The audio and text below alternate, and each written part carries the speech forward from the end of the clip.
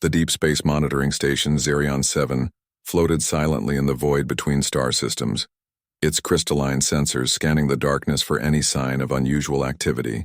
For the past 4,000 years it had performed this duty without fail, watching over the forbidden zone where Earth once existed.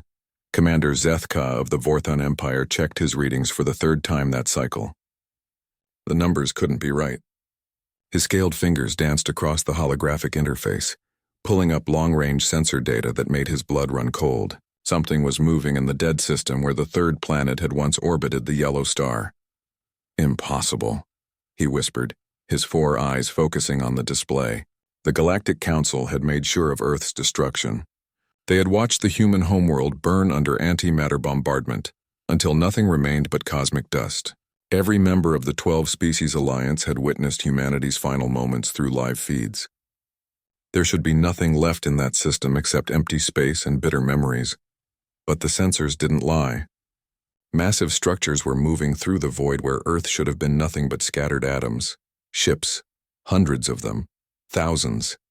The energy signatures were unlike anything in the galactic database, yet something about their design felt eerily familiar. Zethka's communication console erupted with incoming signals from monitoring stations across the sector. Reports flooded in from every direction. The Forbidden Zone was alive with activity. Structures the size of moons were materializing from what the sensors registered as folded space. The humans had somehow survived their extinction, and they were returning home. On the bridge of the massive vessel Prometheus Rising, Captain Sarah Chen stood before the main viewing port, watching the space where Earth had once been. Her great-great-grandmother had been among the last to evacuate before the bombardment began. The stories of that terrible day had been passed down through generations of survivors who had fled to the outer reaches of the galaxy. "Ma'am, we're receiving multiple scanning attempts from Galactic Council monitoring stations," reported Lieutenant Morrison from his station. "They know we're here," Sarah nodded slowly. 4,000 years of hiding in the dark spaces between galaxies had come to an end. 4,000 years of building, learning, and preparing for this moment. Humanity had not merely survived the Council's attempt at genocide. They had evolved beyond anything their former oppressors could imagine. "Open a channel to the fleet," Sarah commanded.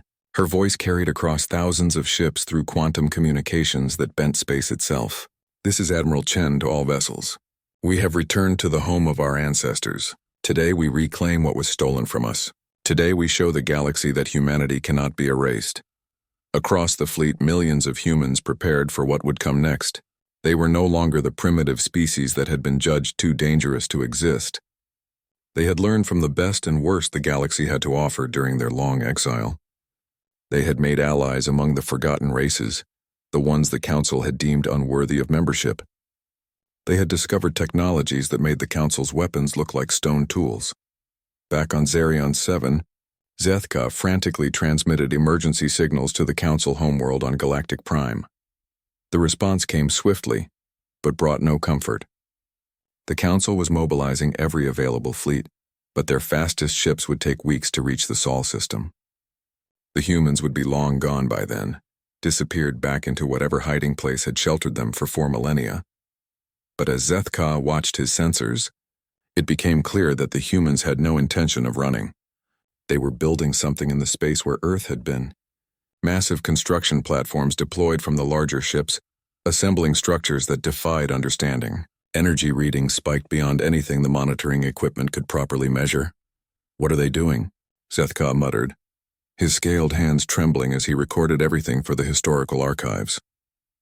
Future generations would need to understand what happened in this moment when humanity announced its return to the galaxy. The answer came in the form of a transmission broadcast on every known frequency. The signal was impossibly strong, reaching every inhabited world in the galaxy simultaneously. When the message began, it carried the image of a human woman standing on what appeared to be the bridge of a massive starship. "People of the galaxy," Admiral Chen began, her voice carrying the weight of 4,000 years of exile and pain. 4 millennia ago, the Galactic Council declared humanity too dangerous to exist. They destroyed our homeworld and scattered our people across the void. They believed they had eliminated a threat to their ordered universe. The transmission showed images of Earth's final days, the antimatter bombardment that had reduced a living world to nothing. Then it showed what humanity had become during their exile, cities that spanned entire asteroid belts, ships that could move between galaxies as easily as crossing a room, technologies that seemed to bend the laws of physics themselves. You thought you had destroyed us, Chen continued. Instead, you freed us from the limitations of a single world. You forced us to grow beyond what we ever imagined possible. You made us stronger. On monitoring stations across the galaxy, representatives of the 12 council species watched in growing horror as the transmission revealed the true scope of humanity's survival. They had not simply endured, they had thrived in ways that made their former civilization look primitive by comparison. We return not as conquerors, but as a reminder, Admiral Chen said as the transmission neared its end. The galaxy is vast enough for all who seek to live in peace, but those who choose genocide as their solution to differences will find that some prey becomes the hunter. The signal cut off, leaving the galaxy in stunned silence. On Zarian 7, Commander Zethka stared at his screens as the human fleet began to spread throughout the Sol system. They were not here for a quick strike or symbolic victory. They were here to stay. As he prepared his final report to the Council, Zethka couldn't shake the feeling that the galaxy had just changed forever. The humans had returned, but they were no longer the same species that had been condemned 4,000 years ago. They had become something else entirely, and the Council would soon learn what 4 millennia of exile and determination could create. The stars themselves seemed to hold their breath as humanity began to rebuild in the space where their homeworld had once flourished. The emergency session of the Galactic Council convened within hours of humanity's dramatic return. The great chamber on Galactic Prime buzzed with nervous energy as representatives from 12 species gathered around the massive, circular table that had governed galactic affairs for over 5,000 years. High Chancellor Vex Miran of the Korthak Federation called the session to order, her bioluminescent patches flickering with barely contained anxiety. The holographic display at the center of the chamber showed the Sol system, now teeming with human activity, that defied every projection the Council's scientists had made about humanity's capabilities. The situation is unprecedented, announced Chief Military Advisor Gorth Vel, a massive Therian whose forearms gestured at the tactical displays. Our deep space monitoring network has confirmed the presence of at least 12,000 human vessels in the Sol system. The largest of these ships measures over 50 kilometers in length. We have never encountered technology of this sophistication. Ambassador Ileth of the Ethereal Collective leaned forward, her translucent form shimmering with concern. How is this possible? We watched their homeworld burn. We confirmed the destruction of their major colonies. The human species was eliminated 4,000 years ago. Clearly we were wrong, replied High Chancellor Vex Moran, her voice carrying the weight of a mistake that had shaped galactic history. The question now is what we do about their return. Their transmission reached every inhabited world in the galaxy. They have made their survival known to all. Meanwhile, in the Sol system, the massive human fleet had spread throughout the asteroid belt and the outer planets. Construction began on a scale that dwarfed anything seen in galactic history. Automated factories the size of cities materialized from folded space dimensions, beginning the work of transforming raw materials into something extraordinary. Dr. Elena Vasquez, Chief Science Officer of the Human Expedition, stood in the observation deck of the science vessel Newton's Revenge, watching robotic constructors work on what would become New Terra. The artificial world was taking shape in Earth's former orbital path, but this would be no mere replacement for their lost homeworld. The gravitational anchors are in place, reported her assistant, Dr. James Park. The planetary core is stabilizing ahead of schedule. At this rate, we'll have a fully functional world within 30 standard days. Elena nodded, but her attention was focused on the deeper implications of their project. New Terra was not just a world. It was a statement. Every system, every structure, every piece of technology they deployed was designed to showcase what humanity had become during their exile. They were building a world that would serve as both home and fortress, a place from which they could defend themselves against any future attempts at genocide. The construction process itself was a marvel that bent conventional understanding of physics. Matter compilers drew raw materials from the asteroid belt and nearby gas giants, assembling them at the molecular level into structures of impossible strength and complexity. The planet's surface would be covered with cities that floated above carefully maintained ecosystems, all protected by defensive systems that could repel anything the Galactic Council might throw at them. Back on Galactic Prime, the Council's military leadership was struggling to comprehend what their long-range sensors were reporting. Admiral Krextolm of the Draconic Hegemony stood before the massive tactical display, his reptilian features twisted in confusion and growing fear. Their construction rate defies physics, he admitted to his assembled staff. They are assembling planetary-scale structures in real time. Our best estimates suggest they possess matter manipulation technology, centuries beyond anything in our databases. The implications were staggering. The Galactic Council's decision to destroy humanity had been based on their rapid technological advancement and their aggressive expansion into space. In 4,000 years of exile, that advancement had not stopped. It had accelerated beyond anything the Council had imagined possible. "We need to establish communication," declared Ambassador Quinrath of the Symmetric Union, his crystalline form chiming as he spoke. If they truly possess this level of technology, military action would be suicidal. We must attempt diplomatic contact. High Chancellor Vex Miran's bioluminescent patches flared with skepticism. They have made their intentions clear. They blame us for their exile and the destruction of their world. What could we possibly offer them in negotiations? The answer came sooner than expected. A new transmission from the human fleet reached Galactic Prime, this time directed specifically at the Council chamber. Admiral Chen's image appeared above the conference table, her expression calm but unyielding. "Members of the Galactic Council," she began, "we know you are watching our return with fear and confusion. You wonder how we survived your attempts to erase us from existence. You wonder what we want from a galaxy that tried to forget we ever existed." The Council members sat in stunned silence as Chen continued her address. Behind her, the main view screen showed the ongoing construction in the Sol system, where an entire world was taking shape with impossible speed. "We offer you a choice," Chen said, her voice carrying across light years with crystal clarity. "The galaxy is large enough for all civilizations that respect the right of others to exist. We seek no revenge against those who had no voice in the decision to destroy our world.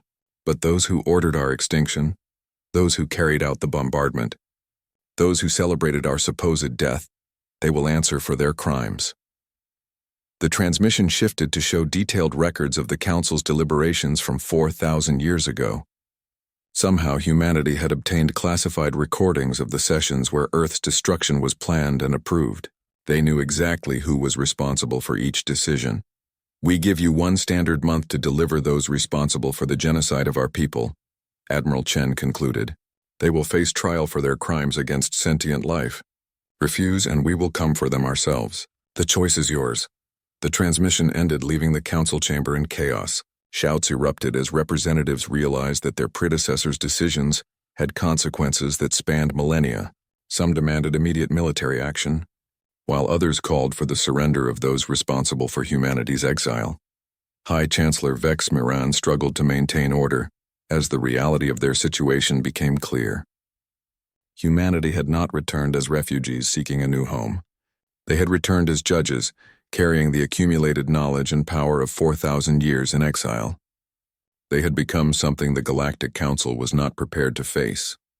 In the Sol system, construction continued around the clock. New Terra was taking shape as a fortress world, its defensive capabilities designed to ensure that humanity would never again face extinction at the hands of those who feared their potential. The long exile was ending, but the reckoning was just beginning. As the Council's emergency session devolved into accusations and fear, one fact became increasingly clear to all present. The galaxy's balance of power had shifted forever. The humans were no longer a minor species to be eliminated on a whim. They had become something far more dangerous. They had become equals who refused to forget the past.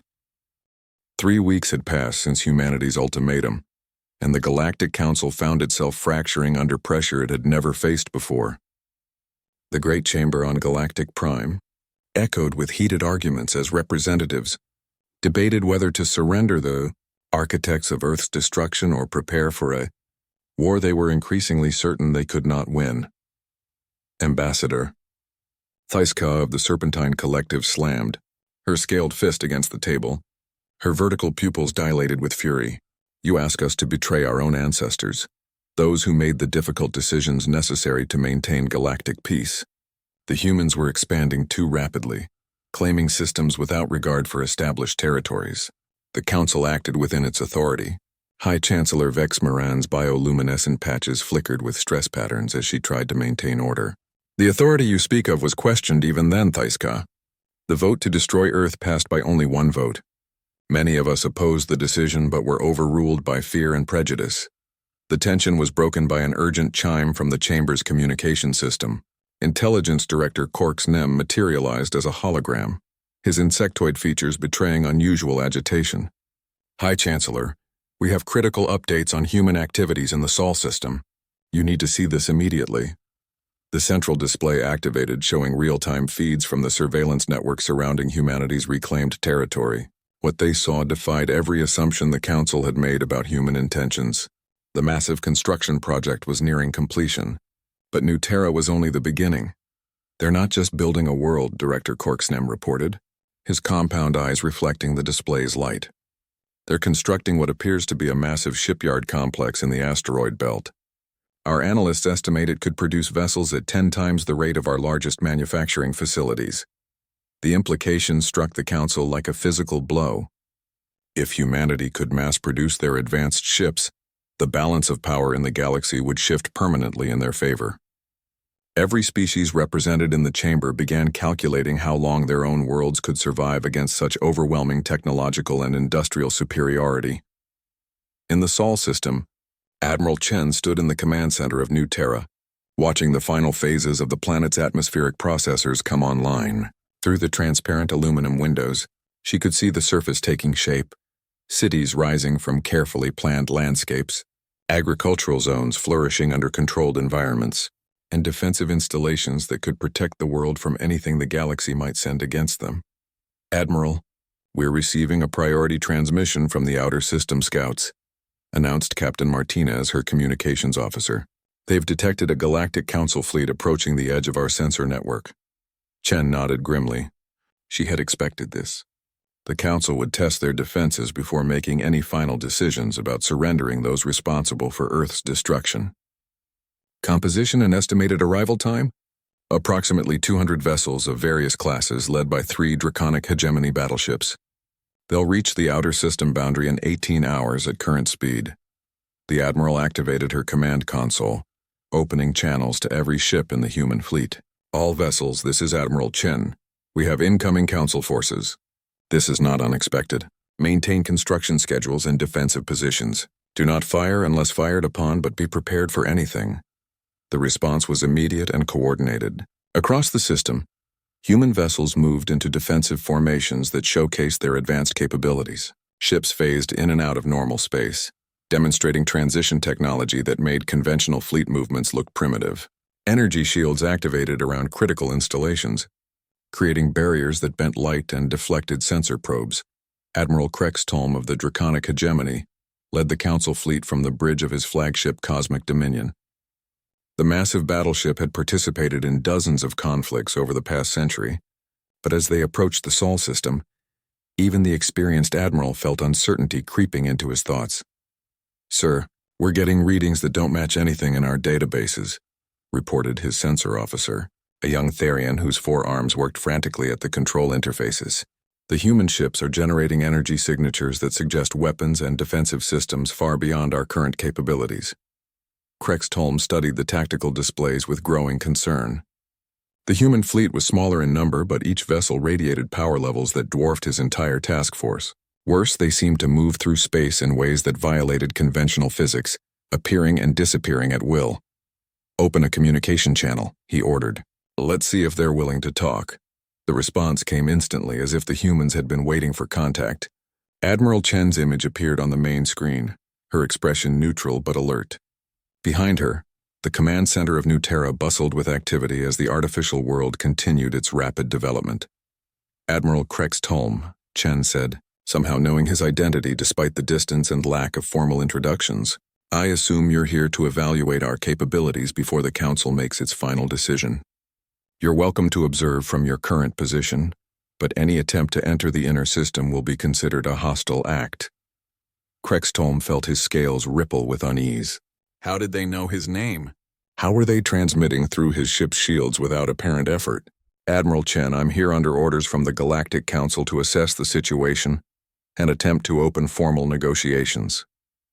The time for negotiations was 4,000 years ago, before your predecessors decided that genocide was preferable to diplomacy, Chen replied coldly. However, I'm willing to demonstrate why the Council should reconsider its position. Observe. The transmission cut off, and moments later, Krextolm's fleet sensors registered an energy spike from the human construction areas. A massive structure, previously hidden by some form of cloaking technology, materialized in the asteroid belt. It was enormous, easily 50 kilometers in diameter, and radiated power signatures that made the Admiral's instruments scream warnings. What in the void is that thing? Whispered his tactical officer. The answer came as the structure activated. A beam of coherent energy lanced out from its surface, striking an uninhabited moon of Jupiter. The satellite, roughly the size of Earth's former moon, simply ceased to exist. No explosion, no debris field. It was there one moment and gone the next, converted to its component atoms in a display of controlled destruction that left the Council fleet stunned. That was a demonstration, came Admiral Chen's voice over the communication channel that had somehow remained open, despite the Council fleet's attempts to secure their communications. The weapon you just observed operates by manipulating matter at the quantum level. It can dismantle any target regardless of size or composition. We have 47 such installations positioned throughout the system. Admiral Krextolm felt his command chair's armrests crack under the pressure of his grip. The implications were staggering. With such weapons, humanity could destroy entire fleets, entire worlds with surgical precision. The Council's military superiority had just evaporated before his eyes. Your fleet is free to return to Galactic Prime with this information, Chen continued. Inform the Council that our ultimatum stands. They have 1 week remaining to deliver those responsible for Earth's destruction. After that, we will come for them ourselves, and nothing in the galaxy will stop us. As if to emphasize the point, several human vessels suddenly appeared around Krextolm's fleet. Having somehow moved through space without being detected, they maintained a respectful distance, but their message was clear. The Council forces were completely outmatched. The Admiral ordered an immediate withdrawal, his fleet jumping to hyperspace with undignified haste. As they fled the Sol system, each member of his crew understood that they had witnessed something that would change the galaxy forever. Back on New Terra, Admiral Chen watched the Council fleet retreat and allowed herself a small smile. The demonstration had been necessary, but she took no pleasure in the fear she had instilled. Humanity's exile had taught them many things, but perhaps the most important lesson was that strength alone was not enough. They had learned patience, wisdom, and the value of giving their enemies every opportunity to choose peace. But they had also learned that some choices could not be undone, and some crimes demanded justice no matter how much time had passed. The emergency session, called after Admiral Krextolm's humiliating retreat, was unlike any in the Galactic Council's long history. The great chamber on Galactic Prime felt smaller somehow, as if the weight of humanity's demonstration had compressed the very air. Representatives from 12 species sat in stunned silence as they absorbed the implications of what their military observers had witnessed. High Chancellor, Vex Miran's bioluminescent patches had dimmed to their lowest setting, a clear sign of the stress that threatened to overwhelm her normally composed demeanor. The tactical analysis is complete, she announced, her voice barely above a whisper. Our military experts confirm that humanity now possesses weapons technology that renders our combined fleets obsolete. Admiral Krextolm stood before the assembly, his scales still showing the stress patterns from his encounter in the Sol system. They didn't just destroy that moon, he reported, his voice carrying the weight of defeat. They disintegrated it at the molecular level. Our best scientists estimate that kind of precision requires an understanding of physics centuries beyond our current knowledge. Ambassador Elith of the Ethereal Collective flickered with distress, her translucent form becoming almost invisible. How could we have been so wrong about their capabilities? 4,000 years ago, they were barely capable of interstellar travel. Now they manipulate matter itself like children playing with building blocks. The answer came from an unexpected source. Dr. Zenorth, the Council's chief xenobiologist, activated his presentation system. The elderly Vorthon had remained silent throughout most of the crisis. But now his expertise proved crucial to understanding their situation.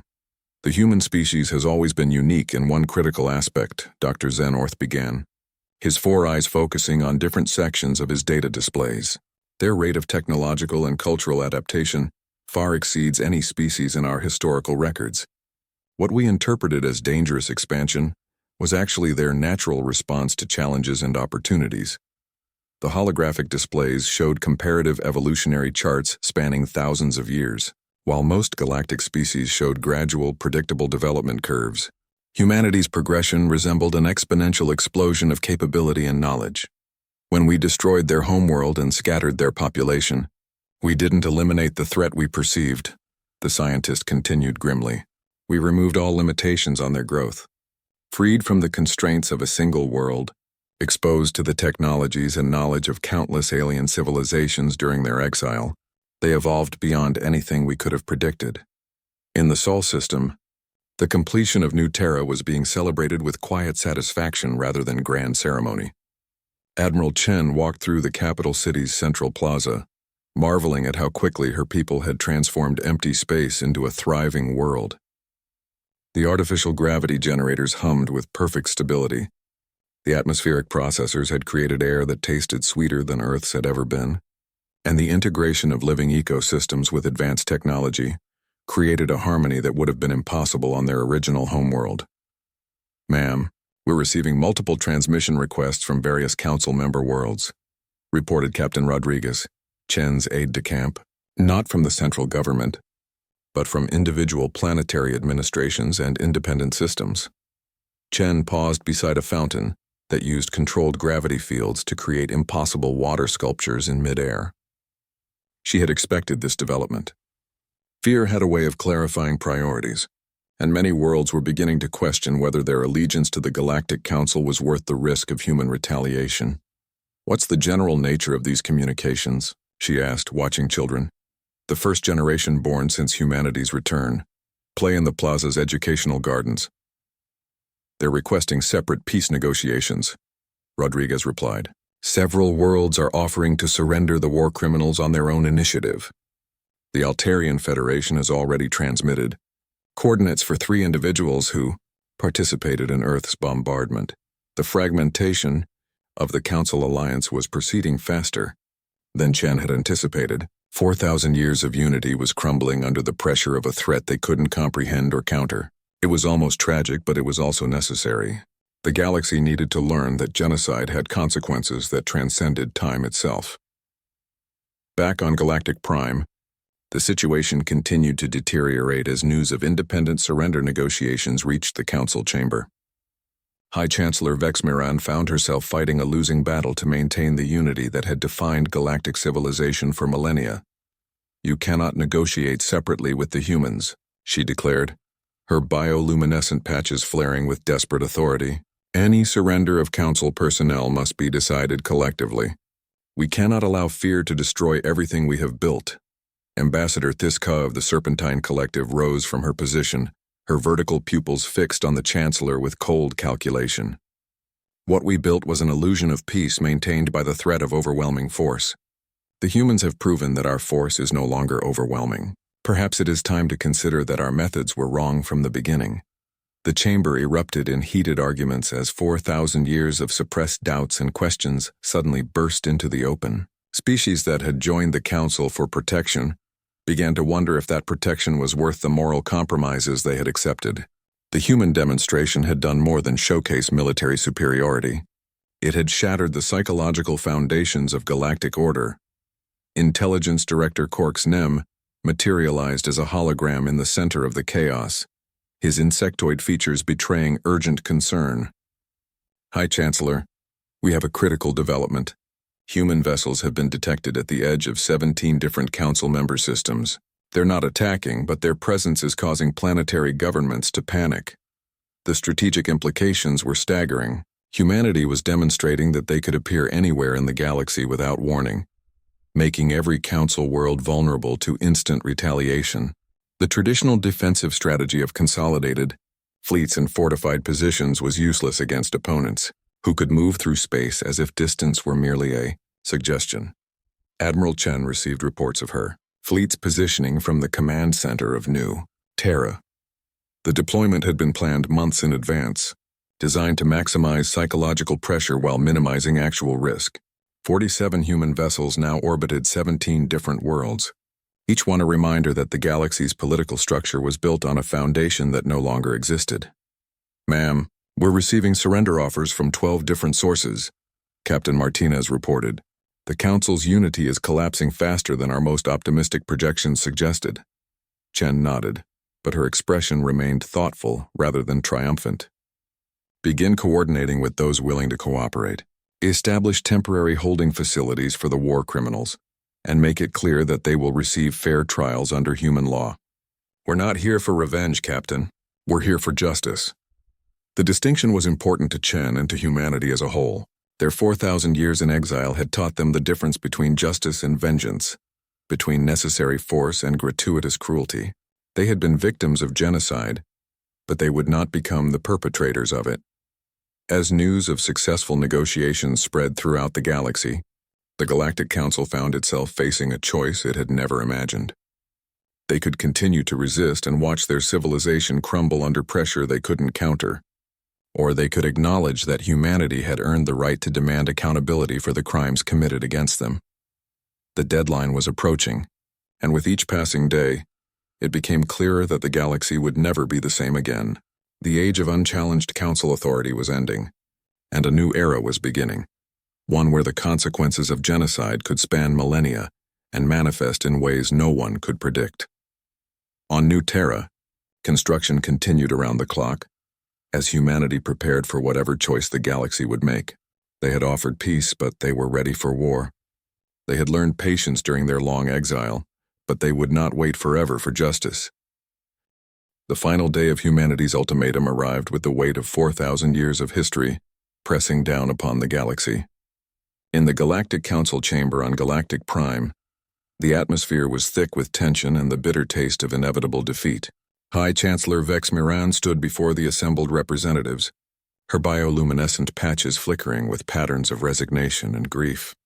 "The vote has been tallied," she announced, her voice carrying across a chamber that had grown increasingly empty as member worlds withdrew their delegations.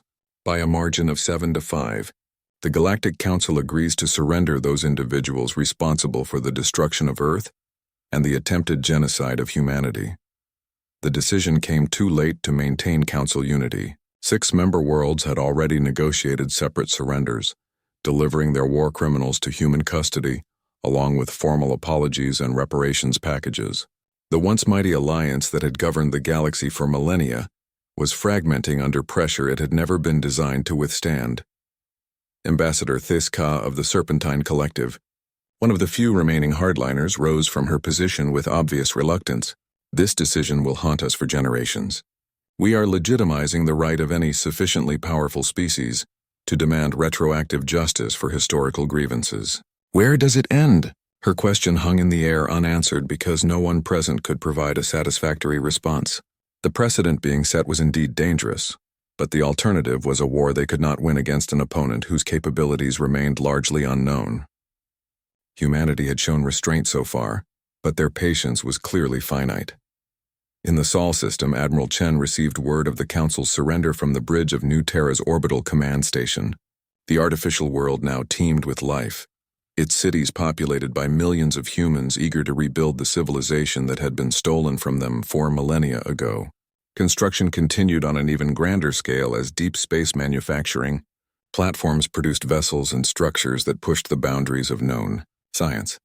27 individuals will be delivered to our custody over the next 72 hours, reported Captain Martinez, reading from the quantum encrypted communications. They include the 3 chancellors who voted for Earth's destruction, Admiral Koroth Vek who planned the bombardment, and 23 other high-ranking officials who participated in the decision-making process. Chen nodded slowly, feeling the weight of historical justice settling on her shoulders. These were not random soldiers following orders, but the architects of humanity's attempted extinction. Their surrender marked the end of one chapter in galactic history and the beginning of another. "Prepare the tribunal facilities," she ordered. "Make sure everything meets the highest standards of judicial fairness. The galaxy will be watching our proceedings closely. We must demonstrate that human justice is superior to council brutality, not merely more powerful." The War Crimes Tribunal was established in New Terra's capital city. Its courtroom designed to accommodate representatives from dozens of species who would observe the proceedings. The building itself was a masterwork of human engineering, its walls constructed from materials that could withstand planetary bombardment, while its interior featured technology that would ensure perfect translation and recording of every word spoken. Dr. Elena Vasquez, now serving as humanity's chief prosecutor, reviewed the evidence that had been gathered over 4,000 years of exile. Every communication, every planning document, every celebration of Earth's destruction had been preserved and analyzed. The prosecution's case was so comprehensive that several defendants had already indicated their intention to plead guilty, rather than contest charges that were supported by overwhelming evidence. The first war criminal to face human justice was former Admiral Korothvek, the draconic officer who had personally commanded the fleet that bombarded Earth. Now ancient even by draconic standards, he was transported to New Terra under heavy security, his scaled features showing no emotion as he was led into the courtroom that would determine his fate. "Admiral Korothvek," Dr. Vasquez began, as the trial opened to galaxy-wide broadcast, "you stand accused of genocide, crimes against sentient life, and violations of the most fundamental principles of civilized behavior. How do you plead?" The ancient draconic admiral studied the human prosecutor with eyes that had witnessed the destruction of worlds. When he finally spoke, his voice carried the weight of 4,000 years of reflection. "I plead guilty to the charges as stated.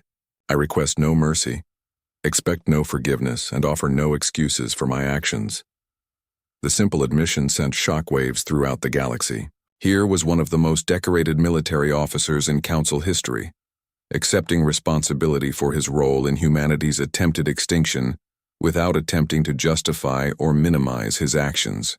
It was unprecedented in the annals of galactic justice. Dr. Vasquez nodded respectfully. "Admiral, the evidence shows that you personally led the bombardment fleet and gave the final order to commence firing. Can you explain to this tribunal why you participated in the deliberate destruction of an inhabited world?" Korothvek's scales shifted to darker hues as he considered his response. "Fear," he said finally. "Pure, simple fear. Humanity was expanding too rapidly, claiming systems without regard for established territorial boundaries. Your species showed no respect for the careful balance of power that had maintained galactic peace for thousands of years. We convinced ourselves that you were a threat that had to be eliminated before you became too powerful to contain." The admission of fear as motivation for genocide resonated throughout the galaxy. In the council chamber on Galactic Prime, the remaining representatives watched the proceedings, with growing unease as they recognized their own motivations reflected in Korothvek's testimony. "Did you consider alternatives to total destruction?" Dr. Vasquez continued, her voice maintaining professional calm despite the personal nature of the crimes being discussed. "Diplomatic negotiations, territorial agreements, technological sharing arrangements. We discussed such alternatives briefly," Korothvek replied, his ancient voice heavy with regret. "But fear overcame wisdom. Your species' rapid development convinced us that any agreement would only delay an inevitable conflict.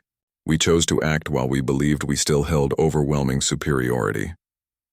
The proceedings continued for days as witness after witness testified to the planning and execution of Earth's destruction. Former council officials, military commanders, and intelligence operatives all took the stand to acknowledge their roles in humanity's attempted extinction. The pattern of testimony revealed a coordinated campaign of genocide motivated by fear, prejudice, and the desperate desire to maintain political control.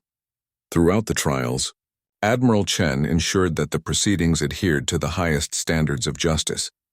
Each defendant received competent legal representation, access to all evidence, and the opportunity to present their case fully. The galaxy watched in amazement as humanity demonstrated that true strength lay not in the ability to destroy one's enemies, but in the wisdom to judge them fairly. The verdicts, when they came, were swift and unanimous.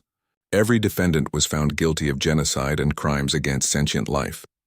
The sentences ranged from life imprisonment to execution, depending on each individual's level of responsibility and their behavior during the trial. Admiral Korothvek, who had shown genuine remorse for his actions, received life imprisonment rather than death. But the trials were about more than punishment.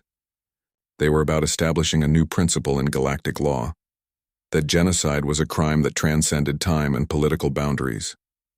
The perpetrators of such acts would be held accountable no matter how many years passed or how much political circumstances changed.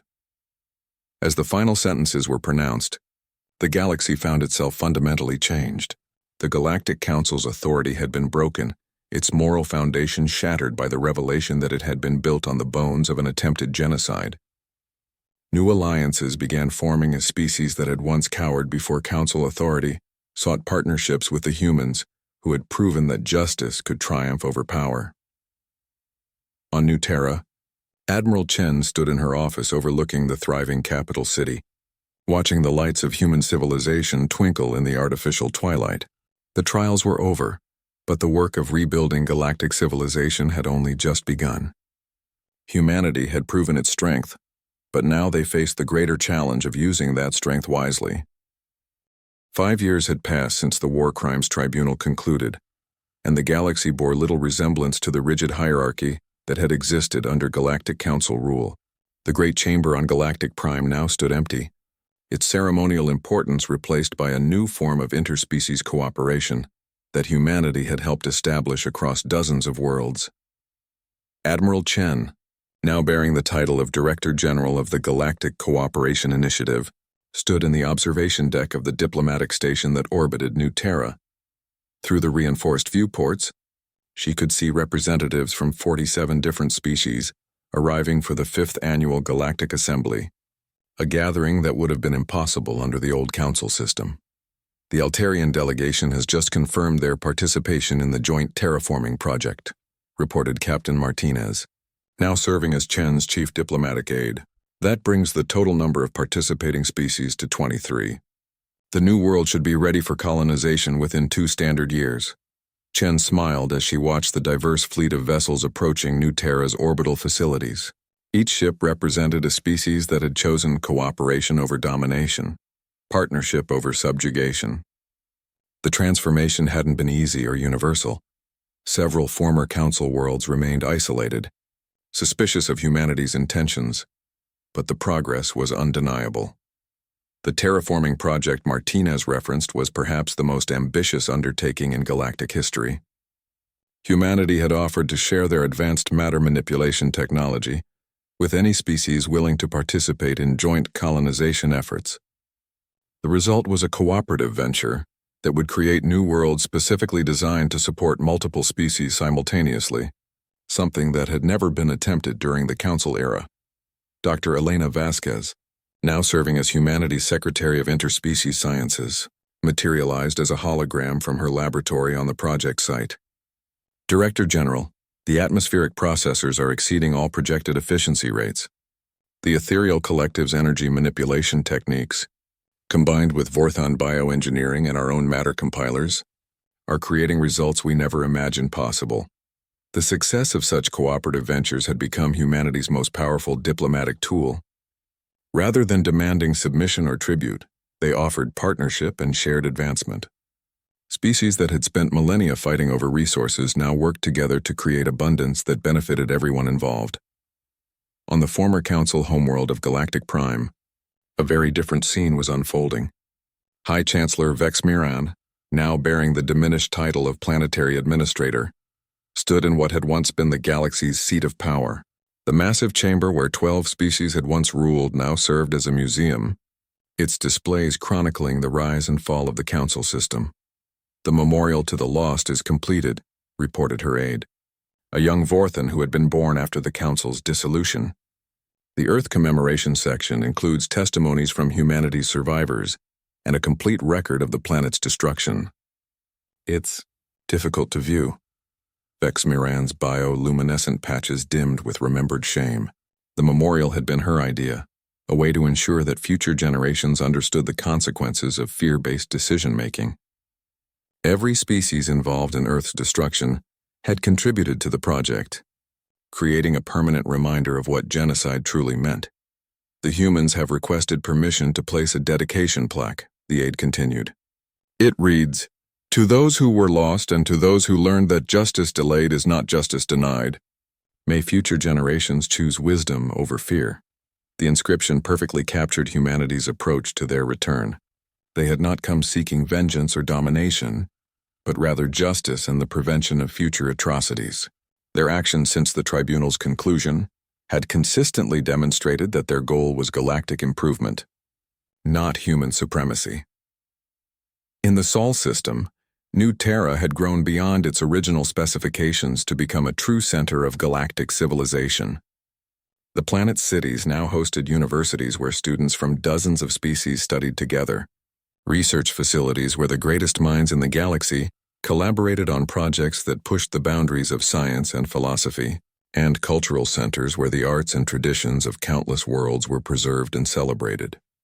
Admiral Chen walked through the university district, marveling at how quickly the barriers between species had fallen when cooperation replaced competition. A group of young ethereal collective members worked alongside human and draconic students on a quantum mechanics project.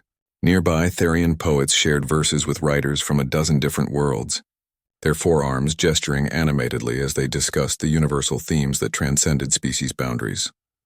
Director General, called Dr. James Park, approaching from the Xenobiology Laboratory Complex. The joint research into consciousness studies has produced some remarkable findings. We're discovering that the capacity for empathy and moral reasoning is far more widespread among sapient species than anyone realized. It suggests that the conflicts we've experienced throughout galactic history were largely products of political systems, rather than inherent species characteristics. The research was revolutionary in its implications. For millennia, different species had assumed that their conflicts were inevitable products of biological and cultural differences. Humanity's insistence on treating former enemies as potential partners was proving that cooperation was not only possible but natural when the proper frameworks were established. The Galactic Assembly's opening session was held in New Terra's Great Hall, a magnificent structure that combined architectural elements from every participating species. When Director General Chen called the session to order, the sight before her would have been impossible to imagine just 5 years earlier. "Welcome, representatives of the galactic community," she began, her words translated simultaneously into 47 different languages. "We gather not as rulers and subjects, but as partners in the greatest endeavor sentient life has ever undertaken, the creation of a truly cooperative galactic civilization." The Assembly's agenda included proposals for joint exploration of the galaxy's unmapped regions, collaborative research into technologies that could benefit all species, and the establishment of new colonies designed from the ground up to support diverse populations. Every decision would be made through consensus rather than the majority rule that had characterized the old council system. Ambassador Thais Kai of the Serpentine Collective, now serving as her world's representative to the Cooperation Initiative, rose to address the assembly. Her vertical pupils showed none of the hostility that had characterized her earlier interactions with humanity. 5 years ago, I believed that humanity's return would bring chaos and destruction to our galaxy, she admitted, her scaled features showing patterns of humility that would have been impossible during her council days. I was wrong. You have demonstrated that true strength lies not in the ability to dominate others, but in the wisdom to lift them up alongside you. The transformation in galactic politics was perhaps best exemplified by the former war criminals who had faced human justice. Those sentenced to imprisonment rather than execution had been given the opportunity to contribute to the memorial projects and educational initiatives designed to prevent future genocides. Admiral Korathvek, despite his advanced age, had become one of the most eloquent speakers about the dangers of fear-based decision-making. As the Assembly continued its deliberations, reports arrived from across the galaxy, documenting the success of cooperative ventures that would have been impossible under the old system. Trade routes that had once been contested battlegrounds now carried goods and ideas freely between worlds. Scientific discoveries were shared immediately, rather than hoarded for strategic advantage. Cultural exchanges had created bonds between species that transcended political boundaries. But perhaps the most significant change was harder to quantify. The galaxy had learned to hope again. Species that had spent millennia preparing for inevitable conflicts now planned for futures where their children would grow up in peace. The fear that had driven the Council to attempt genocide had been replaced by optimism about what could be achieved when different forms of life worked together. Director General Chen concluded the Assembly's opening session by announcing humanity's latest gift to the galactic community: the complete technical specifications for their matter manipulation technology, shared freely with any species committed to using it for peaceful purposes. We return these gifts to the galaxy not as charity, but as investment, she explained to the stunned Assembly.